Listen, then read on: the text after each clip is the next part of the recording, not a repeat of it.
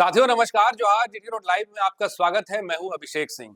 साथियों, झारखंड में अबुआ राज है, अबुआ शासन है और उसके साथ ही साथ कहिए कि अबुआ सरकार है या है क्या। इस पे कई चर्चाएं हुई, कई तरह के बातें हुई और उसी के साथ साथ में आप देखिएगा कि इस अबुआ राज में एक आंदोलन शुरू हुआ कुर्मी और आदिवासी का। उसके बाद फिर एक आंदोलन ने नया रूपरेखा तय कर ली और अब यह आंदोलन हो गया सरना आदिवासी और ईसाई आदिवासी का। इससे कई फायर ब्रांड नेता और नेत्रियां उभर कर सामने आई। कई तमाम आप देखेंगे कि शब्द और भाषा की मर्यादा भी तार तार हुई।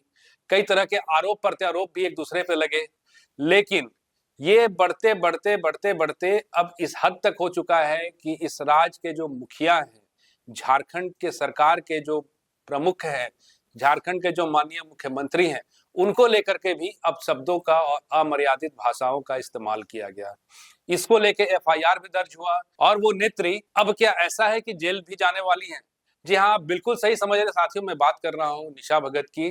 निशा भगत का जो अभी हालिया बयान आपने देखा होगा, सोशल प्लेटफॉर्म पे देखा होगा कि किस तरह से उन्होंने अमर्यादित भाषा मुख्यमंत्री हेमंत सोरेन के खिलाफ इस्तेमाल किया है। इसी को लेकर के समाज सेवी कहिए या फिर एक सामाजिक कार्यकर्ता कहिए, सुषमा बड़ाइक ने भी एक प्रेस कॉन्फ्रेंस किया जहां उन्होंने कई तरह की बातों का खुलासा किया है और उसी के साथ साथ में कई बड़े बड़े आरोप भी निशा भगत पे लगाए हैं। और इन तमाम चीजों को देखते हुए क्या ऐसा लग रहा है कि अब उनका जेल जाना तय है या फिर वो अपने आप को निष्पक्ष साबित करेंगी। साथियों, हम चाहेंगे कि एक बार आप जरूर सुनिए कि सुषमा बड़ाइक ने प्रेस कॉन्फ्रेंस में कहा क्या है। सबसे पहले तो मैं आप लोगों को जोहार कहती हूँ। और आज का जो प्रेस कॉन्फ्रेंस है, जो मैंने प्रेस कॉन्फ्रेंस रखा है, ये निशा भगत के विरुद्ध में है कि आज मैं निशा भगत के विरुद्ध एक और एफआईआर दर्ज कराई हूँ अरगोड़ा थाने में। और उस एफआईआर में निशा भगत के विरुद्ध में जो लिखा हुआ है कि निशा भगत गौ मांस खाने के लिए मुझे प्रेरित कर रही थी जबरन। निशा भगत सेक्स रैकेट चलाती है और मेरे साथ भी मुझे जो एक लड़का है जिसका मैंने नाम भी लिखा है एफआईआर में, उसके साथ बेचने का कोशिश की थी। और बहुत तरह का इस एफआईआर में उस पे आरोप लगा हुआ है। और तो और कल उसने जो मैंने माननीय मुख्यमंत्री महोदय के पक्ष में जो एफआईआर दर्ज कराया है, उसके बाद निशा भगत का एक बयान आता है निजी चैनल पर, जिसमें वो साफ तौर पे कहती है कि माननीय सुप्रीम कोर्ट ने सुषमा बड़ाइक को फेक लेडी करार दिया है और समाज में वो गंदगी है। लेकिन इस तरह का कहीं कोई आदेश पारित नहीं हुआ है मेरे लिए कि सुषमा फेक लेडी है, बल्कि माननीय सर्वोच्च न्यायालय का मैं सम्मान करती हूँ कि आज सर्वोच्च न्यायालय ने मुझे जीवन जीने का अधिकार दिया है। आज मेरे पास इतना अगर सिक्योरिटी है तो वो माननीय सर्वोच्च न्यायालय का देन है। अगर आज मेरे बच्चे अच्छे स्कूल में पढ़ने जा रहे हैं तो वो माननीय सुप्रीम कोर्ट का आदेश है। तो निशा भगत किस जगह से वो उठा करके ले आई और कह रही है कि माननीय सर्वोच्च न्यायालय ने मुझे फेक लेडी करार दिया है। और मैंने इस पर उस पे एफआईआर दर्ज कराया है और बहुत जल्द इस पर उसकी गिरफ्तारी होगी, क्योंकि उसने मुझे भी यौन शोषण करने का प्रयास किया, मेरे साथ टॉर्चर की है मुझे, यहाँ तक कि वो लोग सेक्स रैकेट चलाती है, उसके सारे एविडेंस मैंने थाना को प्रोवाइड कराया है। और इसी पर मैं बताना चाहती हूँ समाज को कि ये जो निशा भगत है वो वाकई में समाज के लिए गंदगी है। वो सिर्फ और सिर्फ नफरत फैला रही है, जबकि वो खुद कहती है ना कि मैं जो गाय हमारी माता है, और खुद कहती है कि मैं गाय मांस नहीं खाती हूँ, लेकिन वो मेरे सामने गाय मांस खाती थी और मुझे जबरन खिलाने का प्रयास की थी। तो आज वो जब जिस चीज से वो निकल के बाहर आई है, तो आज ये समाज में भ्रम क्यों फैला रही है जाति और धर्म को लेकर के। तो इसी वजह से मैं आज प्रेस कॉन्फ्रेंस की हूँ और जो रांची के जिला प्रशासन है उनसे मैंने निवेदन किया है कि जल्द से जल्द उनकी गिरफ्तारी हो। मैडम, ये तो आपने एक बहुत बड़ा आरोप लगाया है जी। जैसे वो आपको जबरदस्ती गौ मांस खिलाया और इसके साथ ही साथ आपने ये बात भी कहा है कि किस तरह से आपके साथ मतलब जबरदस्ती सेक्स की भी जो आपने बात की उनको सीधा इल्जाम लगाया। बहुत बड़ी बात है मैडम। जी वो गौ मांस खिलाना चाहती थी, लेकिन मैं तो नहीं खाती हूँ चिकन मटन कुछ भी। तो मुझे पता चला और मैंने उसका विरोध किया। और जो मैंने आरोप लगाया है कि वो सेक्स रैकेट करती थी और सेक्सुअल हरासमेंट मुझे करने का कोशिश की, तो उसका कुछ वीडियो फुटेज मेरे पास भी है। सेक्स रैकेट ये लोग 2-3 लड़कियां मिलकर चलाती थी, जैसे गुमला की परी पासवान, निशा भगत, उन लोगों का एक गैंग चलता है। और अभी भी जिसका प्रेजेंट करती है परी पासवान उस वेबसाइट का, कि हम लोग पॉर्न महिला पॉर्न वीडियो बनाते हैं और महिलाओं का ये कमाने का बहुत बेहतर जरिया है। इस तरह से महिलाओं को वो लोग प्रेरित करती है और ये इस चीज का साक्ष्य मेरे पास है। तब मैं निशा भगत, जब मैं सोशल मीडिया पे तुम पे जब आरोप लगाई कि तुम बेटी बेचवा हो, तब तो तुमने विरोध नहीं किया और किसी चैनल पे आके नहीं कहा, क्योंकि तुम्हें डर है कि अगर सुषमा केस कर देती है तो उसके पास काफी साक्ष्य है, मैं बुरी तरीके से फंस सकती हूँ। और जब आपने जैसा एफआईआर में लिखा है कि जब वो जेल केम की नेत्री थी, तब भी आपको संबंधित कुछ लोगों से फोन करके धमकी दिलाया गया, ये वाकया क्या है? देखिए, जब वो जेल केम की नेत्री थी और जब जयराम महतो से मेरा विवाद हुआ, तब वो मुझे फोन करके कहती है कि मैं तुम्हें इतनी गाली दिलवाऊंगी। और सच में जेल के वालों ने बहुत गाली गलौज किया। मुझे उस समय लग रहा था कि क्या ऐसा भी समाज होता है, एक पीड़िता। सबसे पहले तो मैं एक पीड़िता थी।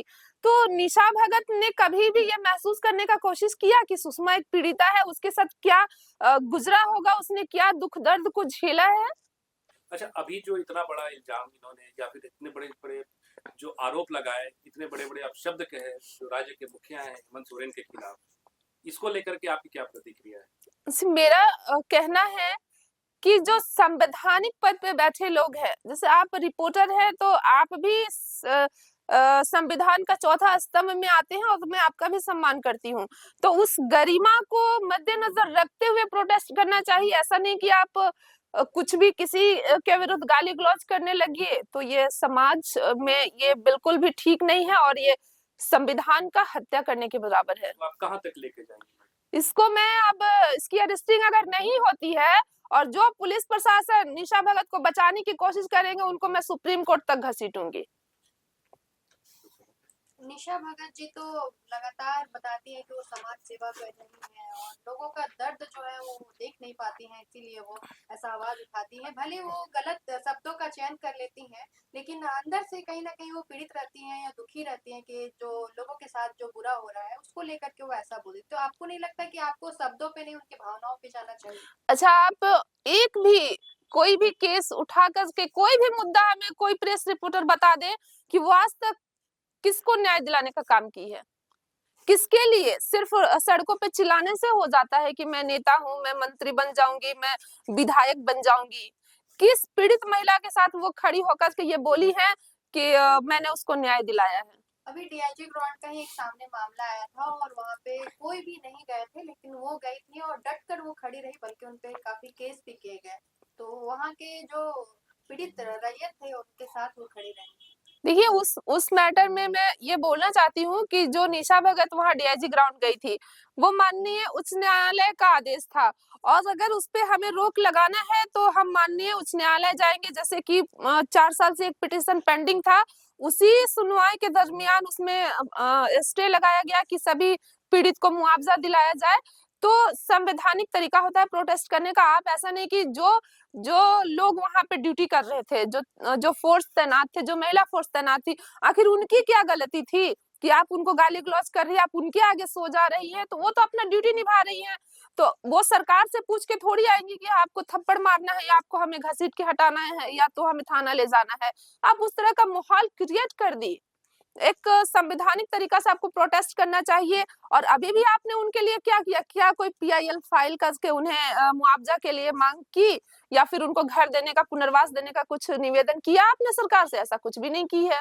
तो आपको क्या लग रहा है कि ये निशा भगत जो अपनी उपस्थिति दर्ज करा रही है आदिवासी समाज के लिए, ये सिर्फ राजनीतिक भावना से ही प्रेरित है? ये समाज को धर्म के नाम पर लड़ाना चाहती है और ये जो संभव नहीं है, जो दूसरे राज्य में हो रहा है, जो विदेशों में हो रहा है। ये अल्पसंख्यक देश है, यहाँ पे सभी धर्मों का सम्मान होता है और निशा भगत ये मंशा में कभी कामयाब नहीं होगी। हम ऐसा पूरा प्रयास करेंगे।